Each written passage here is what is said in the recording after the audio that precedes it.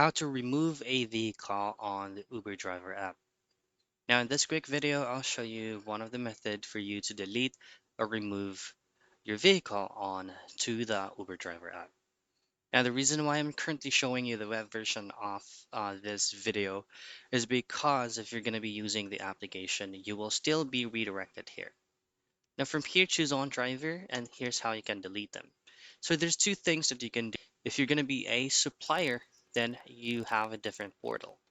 But if you are using or removing your own vehicle, and that's actually a separate or a different process as well.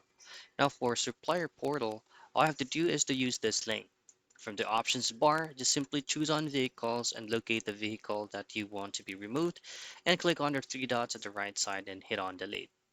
However, for the owner's driver's vehicles and is from the top left, go into account as usual, go back into vehicles, same drill, and then choose on the specific vehicle that you want to be removed and choose on delete vehicle and hit on confirm. However, if you're having discrepancies on doing this specific methods here, what you can always do is to coordinate into one of the support by choosing this option here is in login to help. So those are the additional information for you to be able to delete or remove a vehicle onto the Uber driver app.